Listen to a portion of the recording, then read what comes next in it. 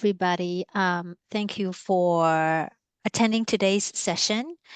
And thank you for the introduction. I'm very glad to be back to speak at this virtual forum again, as this is one of my passionate topic. I want to make sure you guys know the following presentation represents my opinion and does not necessarily represent the views of Genentech. And from yesterday and today, we have heard a lot of different business and technical specific topics. So mine will be more related on the business front. And here's a very high level agenda. AI and analytics landscape evolution, what does that look like? And how it has evolved. And then the second component of it, which also connects to the previous speaker's last slide, which is how does effective AI integration looks like and what does responsible use looks like. And the third topics would be a little bit around hybrid analytics. What is it and what are the synergies and watch outs? And then just wrap up from a lessons learned perspective. So with that, let's start a little bit around the histories of AI evolutions. And sometimes when we're taking a look at the different evolutions, this is not the Gartner's hype graph. This is just around the evolutions of AI and computer science development. You can see from the 50s, AI was born. And then throughout the different cycles, you see 50s to the 80s, you have this hypes of the first golden age, and then it comes down a little bit. Then you have more evolutions to additional theories and applications of the new technologies. Then you have the second surge from the 80s to the 90s, and then come down a little bit to 2000, where AI is starting to shape up. AI, the term itself, starts to become much more popular. And then from there forward, 2010, use of neural language, LLM, GPT starts to pick up from that perspective. Each of the cycles, as you see, takes about, from the past almost 20, 25 years, and then it comes down, and then the next cycle of the peak and trolleys are starting to become less and less. So technology advancement certainly is there. However, the demonstrations of true business values and ROI on average actually takes about 2.5 years to realize once you've implemented a solution. And this means that the non-technology aspects of the adoption, use, and trust of the data and what AI solutions are providing to us is what drives the maximization of the investments of the technology itself. So that is what we've continued to see, and we'll see what the next cycle looks like with the new advancements of the data and technologies will bring us from AI. Now, when it comes to effective AI integration and responsible use, you probably have heard quite a lot throughout yesterday and today's sessions. Here are a few highlights I want to summarize, a handful of bullet points here. You can see a handful of them really focusing around involved users. Early across various disciplines throughout the product development and adoption lifecycle, regardless of which industries you're in, not only to help with design, testing, but also for ongoing education and feedback, as well as QC and performance monitoring. This is extremely important to have human in the loop. Then the second bullet point as a theme coming out from this slide is really transparency of the process to ensure everyone knows what the caveats are for the data sets, for the machine learning models that are being used, and for appropriate use. Too many times it has been a black box, and even data scientists don't always disclose this information to you as a user. But if you know what the AI model is really doing, you have a better way of improving adoptions and work around limitations or find ways to solve or improve AI solutions. And lastly, it's really to protect privacy, which requires strong AI governance and data usage and user policies. And every field, every data sets, every usage and use cases may have a much more sophisticated policies and processes in place, because when you are starting to merge everything together, it's either going to be very, very powerful, or it's gonna, create a lot of noises. And depending on what data sets you're using it, you want to make sure the appropriate use and the privacies and the guardrails are set in place. And you also are able to assess risks and take steps to mitigate them if you have some of this in place. I like this quote on this particular page. AI is designed for humans. Always double check AI's work. Be transparent, share thoughtfully, and opt for authenticities. I'm hoping that sometimes when you're seeing the output, you're able to tell the difference between human generated and AI generated, because it's starting to become a little bit blurry, and you still need to use the right judgments to make sure you are making the right informed decisions based on your specific needs. When I was doing some additional research, I came across few AI pioneers' thoughts, and I'd like to share them. And I think it's important to share. This particular individual, Professor Yan Li Kun, is a AI pioneer in the space and is a professor in New York. This comes from October's Wall Street Journal. He mentioned specifically around the use of large language model in the context of text analytics and what it's doing. And let's read both of the quotes here. First quote, today's models are really just predicting the next word in a text, he says, but they are so good at that, they fooled us. And because of their enormous memory capacity, they can seem to be reasoning when in fact they are merely regurgitating information they've already been trained on. That's the first quote. The second quote, we're used to the idea that people or entities that can express themselves or manipulate language are smart, but that's not true. He says, you can manipulate language and not be smart. And that's basically what LLMs are demonstrating. I found it fascinating because I'm currently using two AI solutions to do my analysis work. When I read this article and then revisit what the two different AI solutions are doing, which I have no idea how the backend model works, it was just presented. And that's what this particular pioneer professor said. It is true. When I compare the raw data, I see the rewording and the reformatting coming from two different AI solutions. You can start to see what the machine is doing. And I think this transparency at least helps me to figure out, okay, when do I need to trust? When do I need to edit? When do I just need to throw whatever information that comes out, just like put it in a separate category as a feedback to provide to our data scientists, right? So I think having this in mind actually helps, because there's so much hype around the recommended output that sometimes you're losing what the reality is. So I just want to bring that to you in case you have a chance to play around and also see what the real raw data looks like.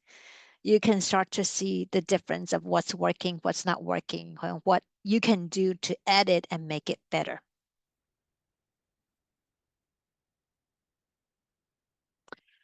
A lot of users are hoping for predictions, but for analytics or insights to get to actions, I always want to bring this to the attention of all of us, whether you are a technical data scientist, programmer, engineers, or just a general user.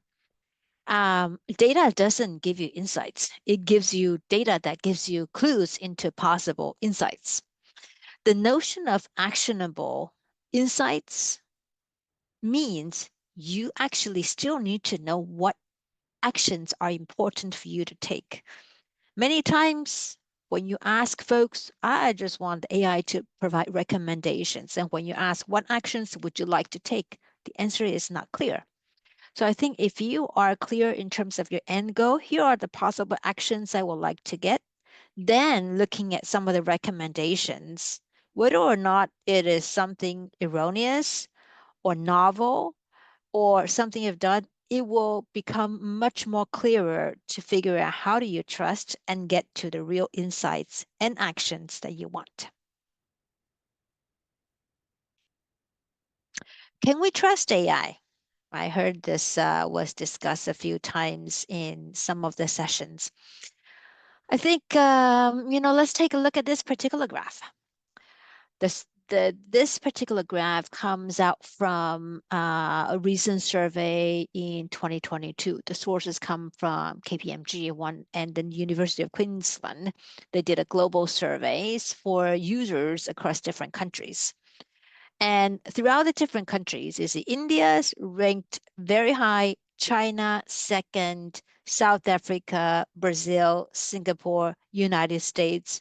We are at the 40%. And although this is 2 years old, um, what's interesting to see is some of the more AI advanced countries like US and Singapore, so we are not ranked it as high as India and China. That just doesn't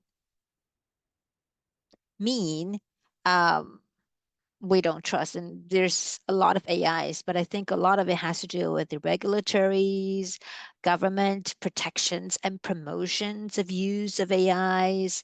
When infrastructures get upgraded, some of the countries with the higher trust, they actually jump directly into the AI spaces, and some of the foundations are very um, closely tied to day-to-day activity. So therefore, there's much higher AI trust in those spaces than some of the other more regulated countries.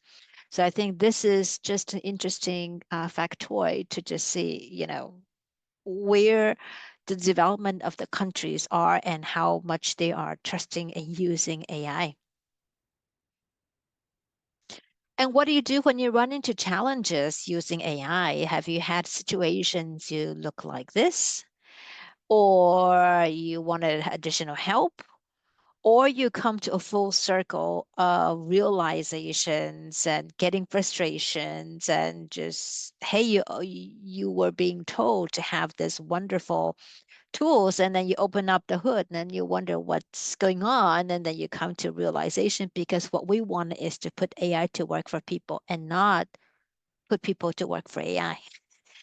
So the maturity of AI, depending on your industries and how they're built and how they are closely integrated with your work processes, it varies. And in some of the more sophisticated areas, we do want to have more AIs to put work for people to augment the work that we do, so we can streamline activities and have AI do some of the more complex routine efforts that are just manual in nature.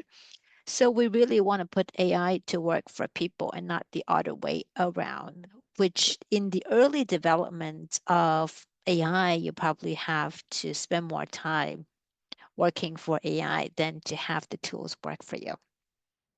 Now, I want to highlight the concept of hybrid analytics. Hybrid analytics, if you think about, there are tools developed purely based on unsupervised machine learning models.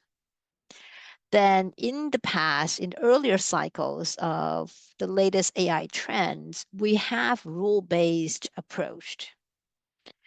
A lot of this actually dealing with the development and the sophistications of natural language understanding and the use of free text getting more and more integrated into machine learning and AI capability developments. What hybrid analytics is actually take the best of both worlds approach. There are some components that is rule-based. You can have better control for more accurate and robust results. Some you can just let the machine run on its own because it's faster in doing that. Versus in some of the solutions that are out there, you have decisions that are made. We don't want to have human involved in this because rule-based is going to create more human involvement in there. Therefore, it's going to be more operational in nature. I think this combinations of approach, in addition to having human in the loop, adjusting the workflow, analytical methodologies and approaches as it gets more sophisticated, is what's going to work best from trusting the AI solution output, from making an impact of the insights that's coming out, as well as maximizing the investment that you put in because you are able to shorter the adoption timeline much more than your typical 2.5 years. Examples of this, you start to see this more and more. Sentiment analysis. Machine learnings are not very good at still detecting sentiments. You need a lot more efforts to make the machine learning models work effectively, thinking about how human would interpret some of the sentences that are out there. SWOT analysis, looking at broad market situations that are more vague, more trend specific, if it's more qualitative in nature, this could be very helpful in a situation like that. And then additional text classification. So if you're in an industry where you have a lot more specific domain expertise. For example, I'm in medicines, I'm in the science, like there's a lot more scientific concepts and medical language that the machine just needs to learn more. This is also another area where hybrid analytics work very well.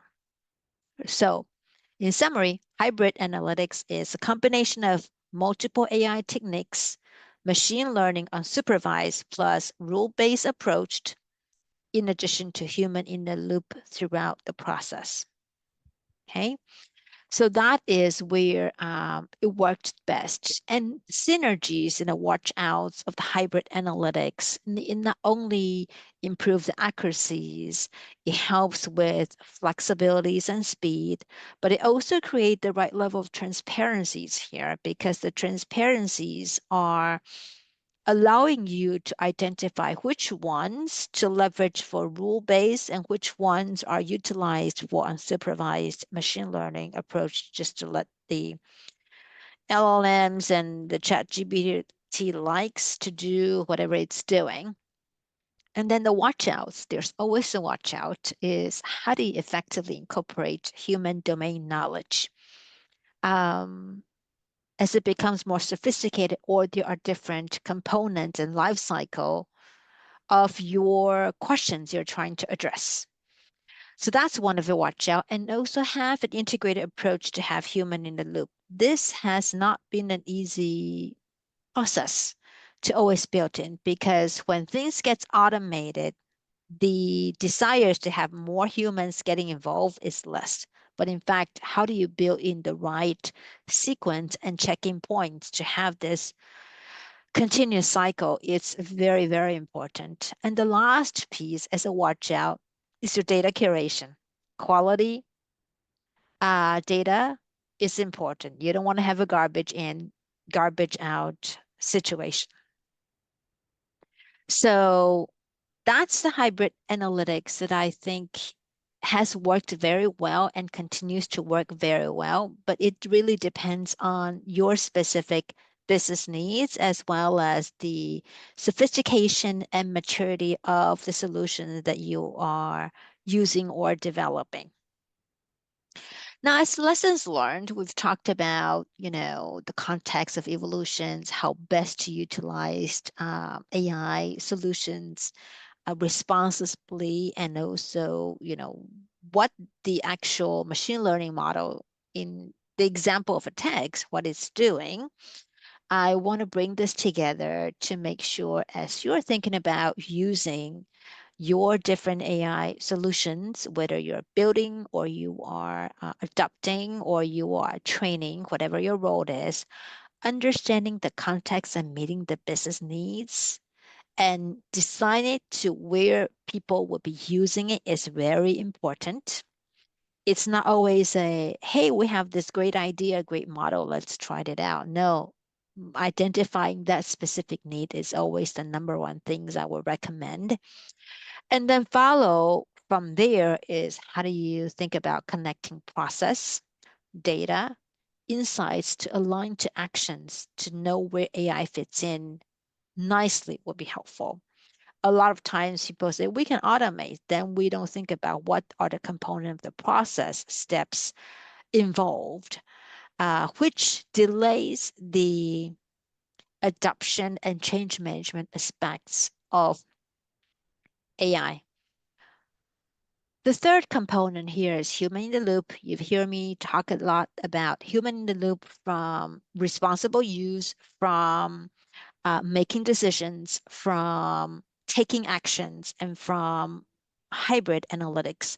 This human in the loop in an iterative fashion from design, implementation, testing, and use is extremely important.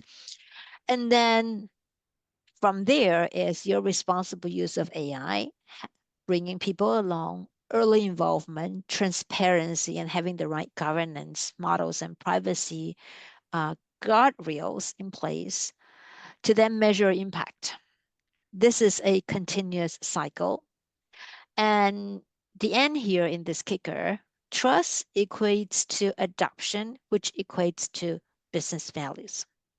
So the more you're able to get to this, the more business values you're able to get out of it, the more you're able to help yourself transform into the next stage of your business life cycle. About the use of AI and any new technology, I want to share this quote with you. New technology is not good or evil in and of itself. It's all about how people choose to use it. And by understanding the limitations of technologies and communicate fairly and not overhype what it is, and work through those gaps to address effective and ethical use is the sensible way to approach new technology. And it doesn't have to be AI, it could be any new technologies that's coming our way as we get more sophisticated, powered by new capabilities in the future.